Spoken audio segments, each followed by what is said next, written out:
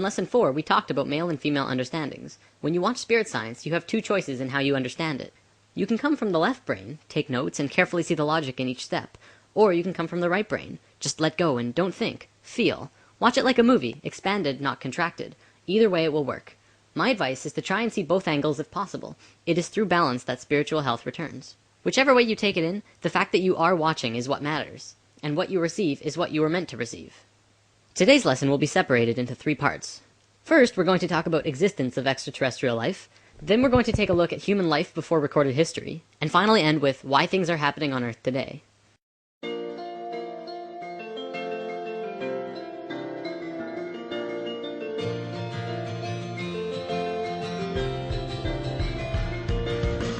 Part 1. The Dogon Tribe, Sirius B, and Dolphins. There is an African tribe near Timbuktu called the Dogons, who hold information that would be absolutely impossible to know according to today's standards. See, the Dogons have a cave on their land that stretches back into a mountain, and in this cave are drawings over 700 years old. Now, the brightest star in the sky to us is called Sirius, now called Sirius A. If you look at Orion's belt, following it downwards to your left, you can see it. The information in the Dogon cave specifically showed the star Sirius. They're very specific about the star, and they have a diagram of not just Sirius' rotational pattern, but a small star orbiting it.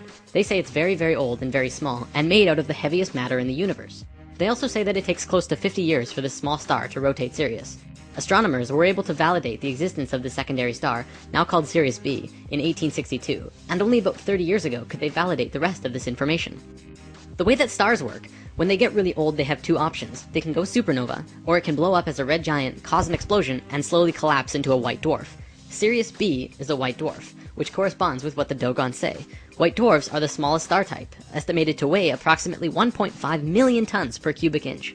Black holes aside, that would surely seem to be the heaviest matter in the universe, or at least incredibly close. The Dogons were right on every aspect.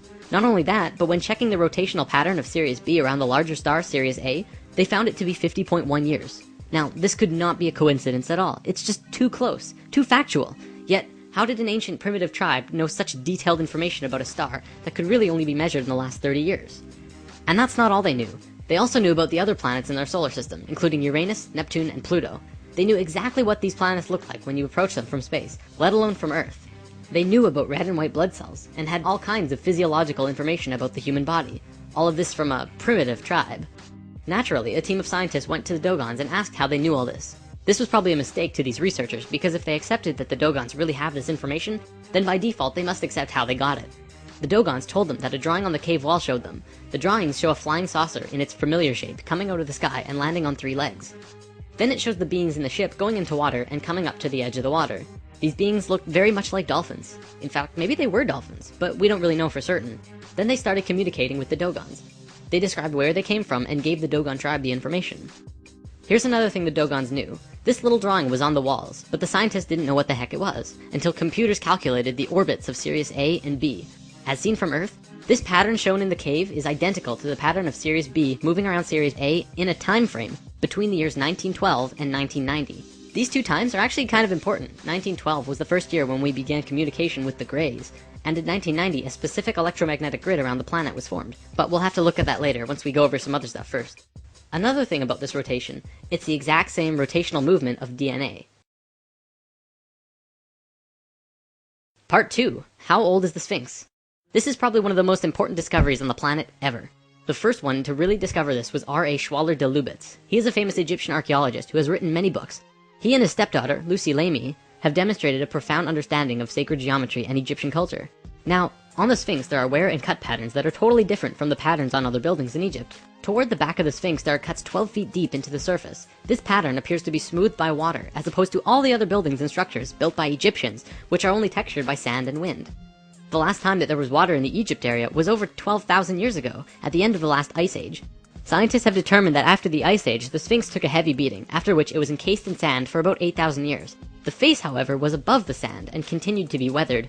The Egyptians didn't build the Sphinx, they merely restored it. Of course, Egyptologists have been slow to adapt to this new, incredible discovery, but I think we know why. See, there are around 5,000 Egyptian archaeologists in the world, and they all pretty much agree with each other in most ways. They make little changes, but not too many, and most agree on the age of the pyramids. All of these archaeologists are Muslim, with a few exceptions, and their holy book is the Quran. Please understand that I'm not trying to discredit a major religion, but the Quran says that creation began about 6,000 years ago. So if a Muslim were to say that the building is 8,000 years old, he would be disputing their Bible. They cannot do that, and so they won't even talk about it. Another thing that's actually incredibly interesting, the Sphinx has a body like this, and a head like this? That's rather unproportional, isn't it? Not only that, but the Sphinx is actually facing a very specific direction. It is an astronomical marker. The Sphinx is in the shape of a lion. If it were built when Egyptologists say it was, that would be only 2,500 years ago, while the constellation of Taurus was in the sky. The only logical time for the Sphinx to be built when it was when the constellation Leo was in the sky, during the 11th millennia BC. The time that matches exactly where our new findings say that it would have been built. In the past, when something new like this was discovered that has a major influence on the viewpoint of the world, it takes about 100 years for it to get to the average person to say, oh yes, that's true. But this time, it's happening a lot quicker because of the internet. Now scientific circles are actually beginning to look at the words of Plato in a new light when he talked about another culture, another continent, from a dim past called Atlantis. The Sphinx is the largest sculpture on the planet. We know it was not done by hairy barbarians, but by a very sophisticated culture. And it was not done by anybody we now know here on Earth. From a scientific point of view, this is the first solid evidence to be accepted about the true age of civilization. There have been lots of other evidence, but it has kept being put under the table. Now we have the accepted evidence that there absolutely had to be someone on Earth who was highly civilized as early as 10,000 years ago. This is just the beginning of how we are going to completely change our view of who we think we are. Part 3. Earth's relations to the cosmos. We are living in accelerated times. Remember in lesson 1 I said time is speeding up? Let's talk more about that. The following is a fact according to Encyclopedia Britannica. From the time of our oldest known civilization, the ancient Sumerians, around 3800 BC, continuing for almost 6,000 years up to about 1900, a certain number of information was collected. Let's say for simplicity's sake, that in that time we learned one bag of facts. 50 years later, from 1900 to 1950, our knowledge doubled. That means it took 6,000 years to get a bag of facts, and in 50 years, we got another one. Amazing! But then in the next 20 years, we doubled it again. And then in 10 years, we doubled that. And now we're getting bags of facts every month, maybe within days, I don't even know. The fact is, things are speeding up monumentally. We're living within a knowledge avalanche. Life on this planet is accelerating faster and faster, obviously culminating in something new and something different. Perhaps just out of the reach of our normal imagination. What does this mean for the world? Why is it happening? Better yet, why is it happening now? Why didn't it happen 1,000 years ago? Or why didn't it wait to happen 100 or 1,000 or 10,000 years from now? It's really important to understand the answer to this question, because if you don't know why this is happening now, then you'll probably not understand what's happening to you in your life, or be prepared for the coming changes. Now, the Earth actually has a wobble. Well, it has many wobbles, but the one I'd like to talk about today is the one called the precession of the equinox. Essentially, what this is a rotation that the planet does, which completes a cycle once every 26,000 years. It looks like this and slowly turns on its axis and points to different locations. Science looks at this and says, well, so what? It's just a wobble. But by looking at what the ancient civilizations knew, you see a more complete image. The point actually points to and away from the center of the galaxy. The center of the galaxy is where most of the energy and the most consciousness is. It's not just light up there, you know. So, in this diagram is our rotation. Here is the tip pointing towards the center of the galaxy, and here is the farthest pointing away. The ancient Sanskrit writings that also talks about this precession call this going with the galactic wind. The Sanskrit writings say that there are two very important places on this wobble. One is at A, and one is at C. Not at the very tips as you might think. There are also important places at D and B, but not as important as A and C. According to these ancient writings, as we hit position A, we begin waking up. And as we hit position C, we begin to fall asleep. We continue on the cycle, but every time we make a full rotation, we wake up more and more. It works the exact same way as day and night on Earth. You go through this cycle every day, waking and sleeping. But every day you become a little more conscious. You learn new things, you don't do the same things over and over. I want to talk about religion for a bit, because you can definitely see this wobble over recorded human history. See, when we were the ancient Egyptians, Sumerians, and Mayans and such, we were incredibly wise. We may not have known all of the advanced intricacies of the world that we do now, but we knew about the precession of the equinox, and we had an advanced geometric understanding of the universe that we're going to talk about soon. Then we got dumber and became all philosophical, not quite knowing anymore, but still able to understand many things. This is where things like the Fibonacci sequence and pi and the golden ratio were discovered. And then we got dumber still, and it was around this time that we had a real solid formation of most of today's religions. But you have to remember that these religions were based on earlier writings.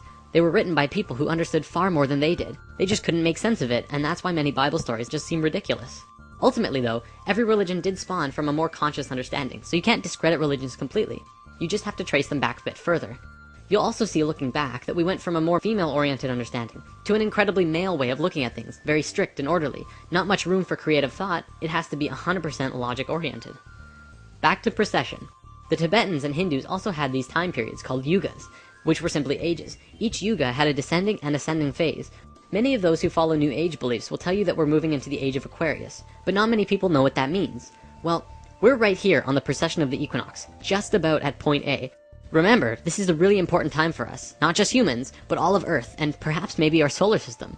This is a chart showing the precession scale with our constellations. The astronomical sign that we see in the sky when we hit point A will be that of Aquarius.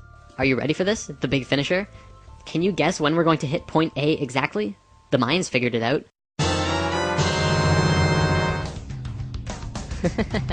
Yep.